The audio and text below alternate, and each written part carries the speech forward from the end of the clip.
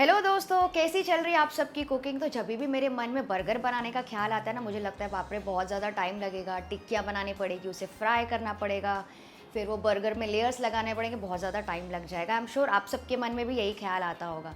लेकिन आज मैं आपको इंस्टेंटली बिल्कुल बढ़िया सा तवा बर्गर बताने वाली हूँ, जिसमें कि सारे फ्लेवर्स जाएंगे, आपको टेस्ट में बिल्कुल भी कॉम्प्रोमाइज़ नहीं करना पड़ेगा और हमें टिक्की को फ्राई भी नहीं करना पड़ेगा। ये इतना अच्छा बनता है।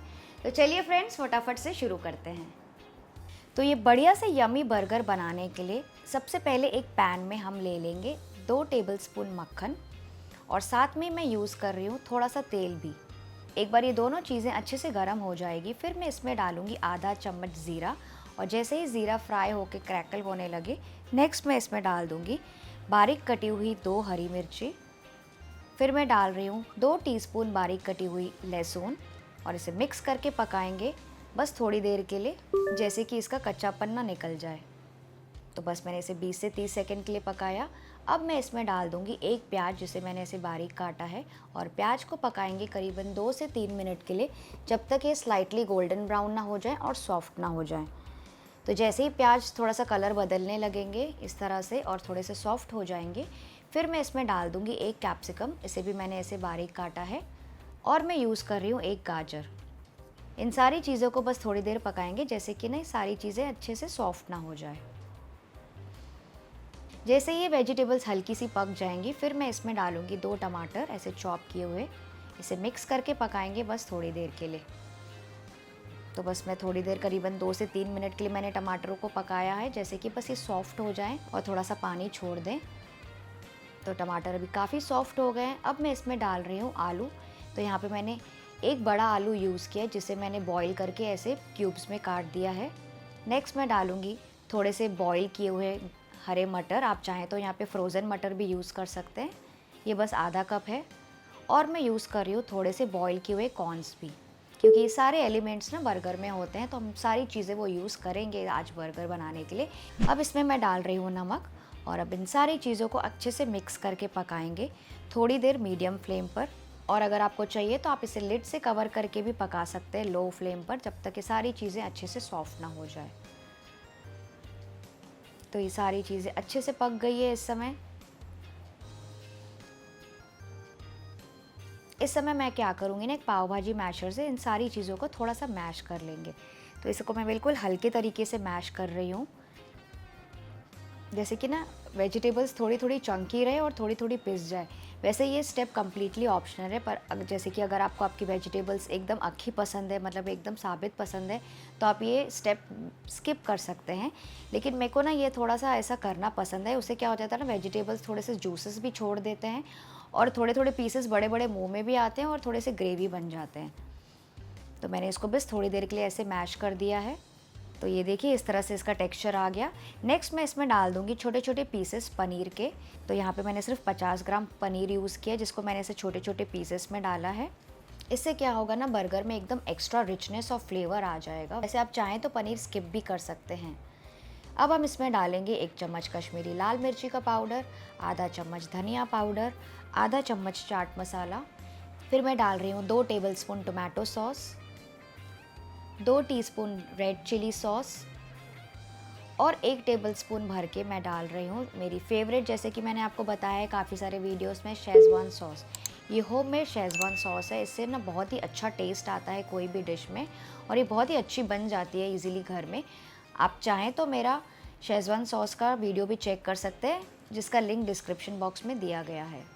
इन सारी चीज़ों को मिक्स करके पकाएंगे बस 2 मिनट के लिए, जैसे कि सारे मसाले अच्छे से आपस में मिल जुल जाएं, पक जाएं, और सारे सॉसेस ना अच्छे से पक जाएं इन चीज़ों के साथ। और अब आती है सबसे इम्पॉर्टेंट चीज़, और मेरा फेवरेट इंग्रेडिएंट है, जो कि है चीज़। तो आज मैं यहाँ पे करीबन आधा कप चीज़ डाल रही हूँ। ये ग्रेटेड प्रोसेस्ड चीज़ है, यानी कि आज यहाँ पे मैं अमूल चीज़ यूज़ कर रही हूँ, जिसको मैंने इसे ग्रेट करके डाला है, क्योंकि ये चीज़ इजीली मिल जाता है सबको। आप चाहें तो यहाँ पे आप कोई भी अपने पसंद की चीज़ यूज़ कर सकते हैं। आप चाहें तो मोज़रेला चीज़ भी यूज़ कर सकते हैं, या चीज़ स्प्रेड भी यूज़ कर सकते हैं। बेसिकली हमको इसमें चीज़ का फ्लेवर चाहिए। नॉर्मली जैसे बर्गर में लेयर करने के लिए हम चीज़ लगाते हैं ना, तो यहाँ पे क्योंकि हम कुछ तल रहे नहीं हैं, तो सारे फ्लेवर्स हम एक साथ कंबाइन कर रहे हैं। तो इसमें आप कोई भी चीज़ डाल दीजिए अपने हिसाब से, कम या ज़्यादा। और चीज़ डालने से क्या होगा ना, सारे जो फ्लेवर्स हैं ना वो भी अच्छे से बैलेंस हो जाते हैं, सॉस का, शेज़वान सॉस का, और जो भी हमने वेजिटेबल्स डाली है वो सारे फ्लेवर्स अच्छे से बैलेंस हो जाएंगे। अब इसे कुक करेंगे लो मीडियम फ्लेम पर बस 2 से 3 मिनट के लिए, या फिर जब तक चीज़ अच्छे से मेल्ट ना हो जाए। तो अब आप देख सकते हैं कि मसाला काफ़ी गाढ़ा होने लगा है चीज़ की वजह से। और अगर आपको लगे ना कि इस समय आपका मसाला बहुत ज़्यादा गाढ़ा हो गया है, नीचे थोड़ा सा स्टिक हो रहा है, मतलब बर्न हो रहा है, तो आप इस समय इसमें बस 2 से 3 टेबलस्पून पानी डाल के भी पका सकते हैं। मसाला बहुत अच्छा दिख रहा है, अच्छे से पक भी गया है, ये देखिए चीज़ भी अच्छे से मेल्ट हो गई है और थोड़ा सा ना साइड में से तेल भी छूटने लगा है, ये देखिए। तो ये तो बहुत ही बढ़िया मुंह में पानी आने वाला मसाला तैयार हो गया है। इसमें डालेंगे थोड़ी सा ताज़ा कटा हुआ हरा धनिया और इसे भी मिक्स करके पकाएंगे। तो बस ये मसाला तैयार हो गया, गैस का फ्लेम ऑफ कर देंगे और इसे हल्का सा ठंडा होने देंगे। आप चाहें तो ये मसाला बना के फ्रिज में भी रख सकते हैं और यही मसाला आप सैंडविचेस बनाने के लिए भी, ग्रिल सैंडविचेस बनाने के लिए भी यूज़ कर सकते हैं। अब असेंबलिंग के लिए नेक्स्ट यहाँ पे मैंने एक बर्गर का बन लिया है, इसको बीच में से मैंने ऐसे काट दिया है। और अब इस नीचे वाले हिस्से के ऊपर हम जो मिक्सचर हमने तैयार किया था उसको स्टफ़ कर लेंगे। तो अच्छे से इसके ऊपर फैला लीजिए मसाला एक बढ़िया सा थिक लेयर बनाने के लिए। यहाँ पे कंजूसी बिल्कुल भी मत कीजिएगा, क्योंकि मसाला हमने फ्राई नहीं किया, हमने टिक्कियाँ नहीं बनाई है और कुछ चीज़ एक्स्ट्रा हम डाल लेने वाले हैं। तो दोनों बर्गर स्लाइसेस में मसाला अच्छे से भर लीजिए और अब हम इसको कवर कर लेंगे इसके ऊपर वाले हिस्से से और इसे हल्का सा ऐसे दबा लेंगे। और अब आती है सबसे इंटरेस्टिंग चीज़, जो कि इस बर्गर को बना देगी और भी फ्लेवरफुल, टेस्टी और मसालेदार।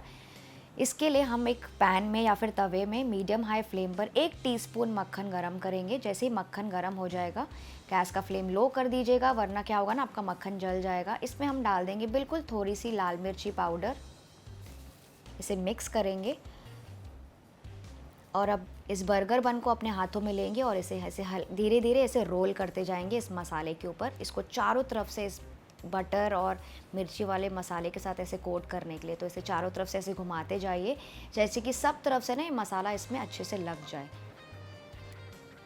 और उसके बाद हम इसको अच्छे से थोड़ा सा टोस्ट कर लेंगे दोनों तरफ से। तो पहले नीचे का हिस्सा टोस्ट कर लीजिए इसे थोड़ा दबाते हुए, और फिर इसको फ्लिप करके दूसरे तरफ से भी टोस्ट कर लीजिए, जैसे आपको पसंद है। अगर आपको सॉफ्ट पसंद है तो थोड़ा सा ही पकाइए, अगर आपको बहुत क्रिस्पी बर्गर पसंद है तो आप इसको थोड़ा सा और सेक सकते हैं, नॉर्मली जैसे हम मसाला टोस्ट सेकते हैं। तो बस ऐसे दबा के आप इसको पका सकते हैं। तो बस अब ये तैयार हो गया है, ये आपका घर का बना हुआ एक्सट्रीमली डिलिशियस और चीज़ी तवा बर्गर रेडी है इंजॉय करने के लिए। बिल्कुल तवे से अभी अभी निकला है, इसे गर्मा गर्म आप इंजॉय कीजिए। मैं आपको चारों तरफ से दिखाती हूँ, कितना बढ़िया दिख रहा है। ऐसा लग रहा ही नहीं है कि हमने यहाँ पे कोई भी टेस्ट पर कॉम्प्रोमाइज़ किया है। और अगर आपको इसको और चीज़ी बनाना है तो इसके ऊपर आप थोड़ी सी चीज़ भी ग्रेट कर सकते हैं। तो आई होप आपने इन्जॉय की आज की नॉन फ्राइड बर्गर की रेसिपी। अगर हाँ तो इसे लाइक, शेयर और सब्सक्राइब ज़रूर कीजिएगा और ऐसी इजी और चीज़ी रेसिपीज़ देखने के लिए। मैं आपसे मिलती हूँ अगले वीडियो में। Bye bye.